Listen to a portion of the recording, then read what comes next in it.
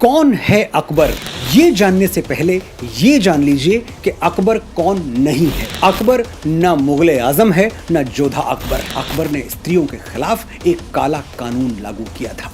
क्या था ये कानून? जिसके आंचल में सर छुपाना था उसी के बदन से आंचल खींच लिया। वो स्त्री जो अकबर के लिए मां की जगह थी उसे आगरे के हरम भिजवा दिया।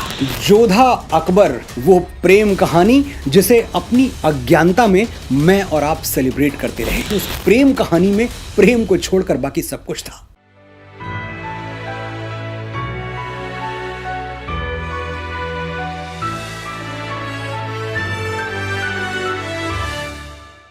जो रक्त हमारी नसों में दौड़ता है हमारे चरित्र और पुरुषार्थ पर बड़ा गहरा असर छोड़ता है। साइंस इसे जेनेटिक्स कहता है, मैं इसे वंश का प्रभाव कहता हूं। सैकड़ों साल की गुलामी और बाएं हाथ से लिखे इतिहास ने हमसे हमारा वंश गौरव छीन लिया। हमें बड़े सुनियोजित तरीके से, बड़े प्लान्ड तरीके से यह भुला दिया गया कि हम वंशज किसके हैं। धनुर्धारी राम, सुदर्शन चक्रधारी कृष्ण, गांडीवधारी अर्जुन, सूर्यपुत्र कर्ण, बप्पा रावल, महाराणा प्रताप, छत्रपति शिवाजी महाराज, मां सीता, द्रौपदी, गार्गी, अपाला, लोपामुद्रा, हम इनकी संतानें हैं। ये वंश गौरव हमें याद आ गया, अपने पूर्वजों का जगमग इतिहास याद आ गया तो हम पर शासन करना, भेड़ बकरियों की तरह हमें हाँकना राजसत्ताओं के लिए और वोट बैंक की राजनीति करने वालों के लिए कठिन हो जाएगा। एक बार हम ये समझ गए कि हम बकरियों के मेमने नहीं, शेरों के शावक हैं तो हमारी दहाड़ से आकाओं के कान सुन्न हो जाएंगे। नमस्कार, मैं हूं मनोज मुंतशिर। मैंने 2 साल पहले यह ठान लिया था कि आपको आपके पुरखों का सच बताऊंगा, आपको आपके ही अतीत की प्रतिष्ठा से जोड़ूंगा, चाहे इसकी कोई भी कीमत क्यों ना चुकानी पड़े। मेरा वीडियो आप किसके वंशज हैं एक शुरुआत थी जिसे कुचलने के लिए कई राजनीतिक पार्टियों ने, लिबरल्स ने, अर्बन नक्सल्स ने अपनी पूरी ताकत झोंक दी। हुआ क्या? वही जो इतिहास में सैकड़ों बार हुआ है। जब जब सच्चाई के छोटे से बीज को दबाया गया वो बरगद बनकर खड़ा हो गया और उसकी जड़ें झूठ की दीवारें तोड़कर षड्यंत्रों के राजमहल में अंदर तक दाखिल हो गई। अब मैं और आप सशक्त हैं। हमारी आवाज बाजीराव बलाड़ की वो तलवार बन चुकी है जो असत्य को चीर के 2 टुकड़े कर दे और सत्य को सिंहासन पर बैठा दे। आज मैं आपके सामने भारत के उस महाखलनायक को एक्सपोज करूंगा जो एजेंडाधारी इतिहासकारों की मेहरबानी से हमारी नजर से बच निकला और हीरो का कॉस्ट्यूम पहनकर आज भी हमें धोखा देता आ रहा है। जिल्ले इलाही जलालुद्दीन मोहम्मद अकबर।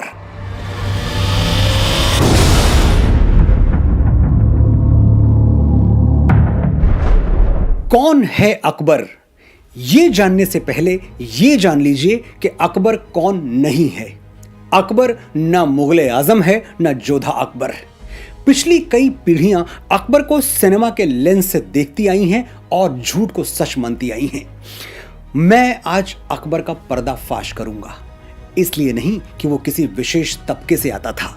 हमारी आने वाली पीढ़ियां उस झूठ में ना जिए जो टेक्स्ट बुक्स ने हमें घोल के पिला दिया। इसलिए अकबर के कई पहलू हैं जो उसे भारत के सबसे खूंखार खलनायकों की लिस्ट में ऊंची जगह दिलवाते हैं।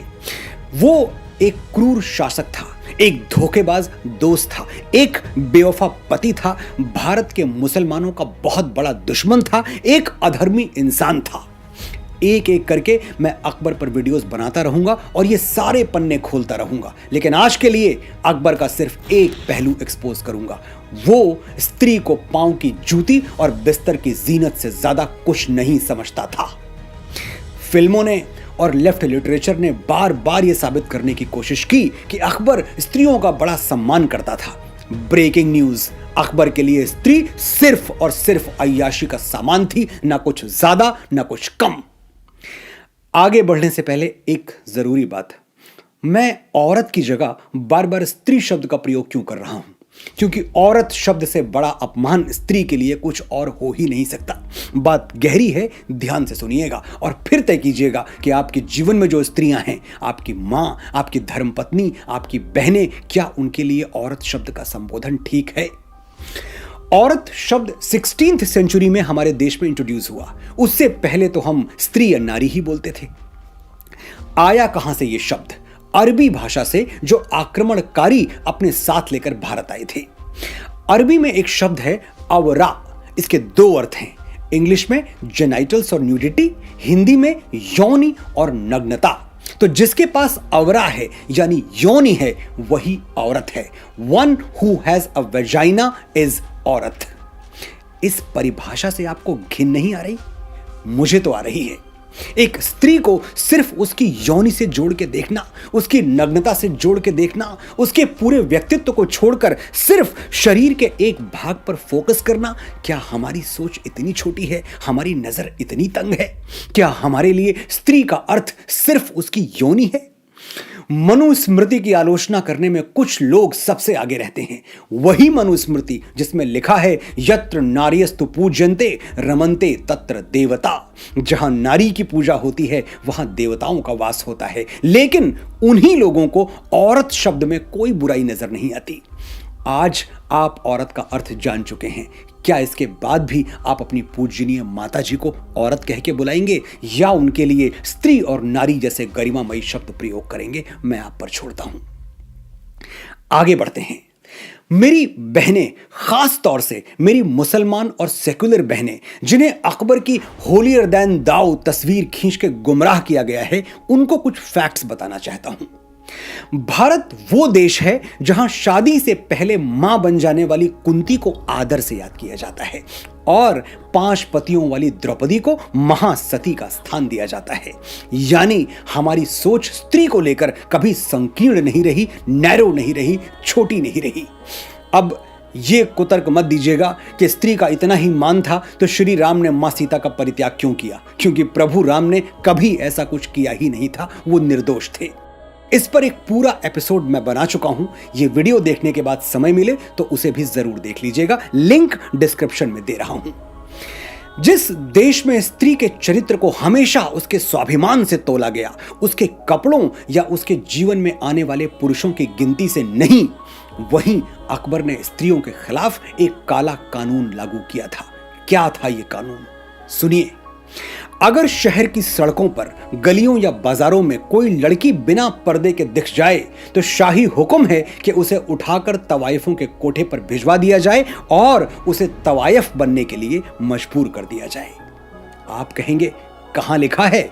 मैं कहूंगा यहां लिखा है, अब्द अल कादिर बदायूनी की किताब मुंतखबुत तवारीख में।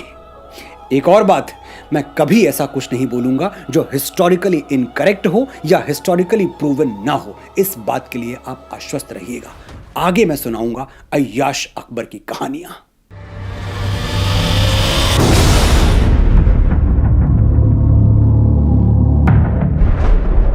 जलालुद्दीन मोहम्मद अकबर ना सच्चा हिंदुस्तानी था, ना सच्चा मुसलमान, ना सच्चा आशिक, ना सच्चा शासक।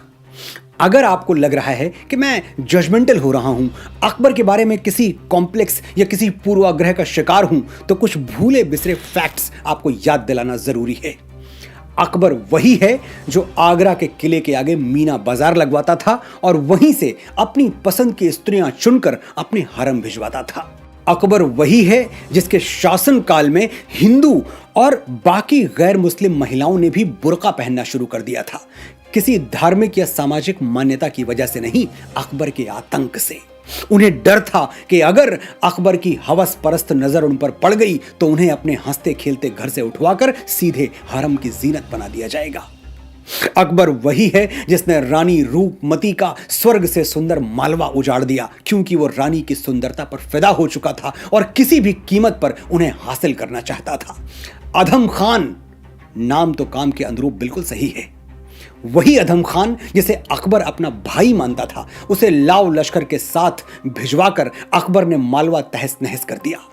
रानी के पति बाज बहादुर को मौत के घाट उतार दिया और खुद रानी रूपमती।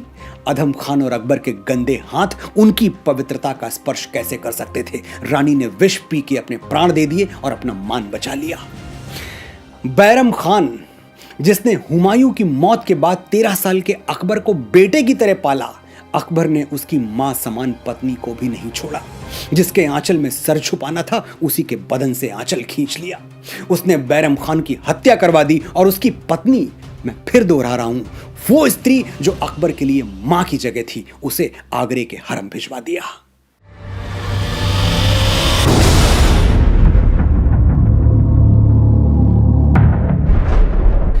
जोधा अकबर, वो प्रेम कहानी जिसे अपनी अज्ञानता में मैं और आप सेलिब्रेट करते रहे।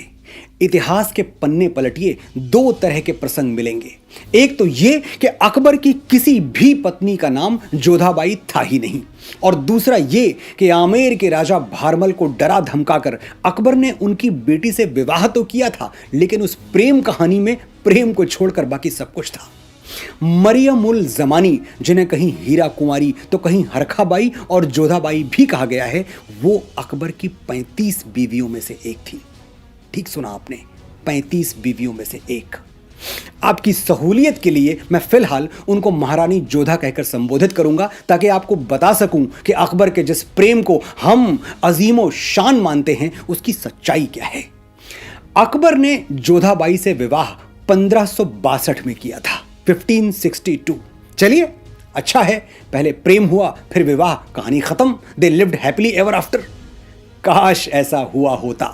उसी साल 1562 में ही अकबर ने जैसलमेर की राजकुमारी नाथीबाई से फिर विवाह किया।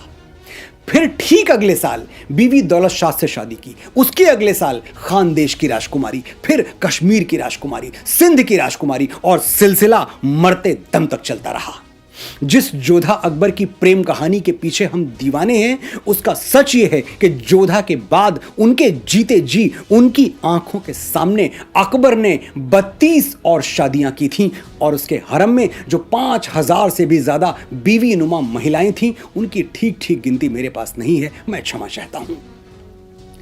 जोधा अकबर की झूठी प्रेम कहानी पर आज के बाद अगर आप आंसू बहाएंगे तो आप उस सच्चे प्रेम का अपमान कर रहे हैं जो भगवान राम ने मां सीता से किया। वो प्रेम जिसने समुद्र के सीने पर पुल बांध दिया और ब्रह्मांड के सबसे बलशाली राक्षस से भालुओं और वानरों की सेना लेकर टकरा गया।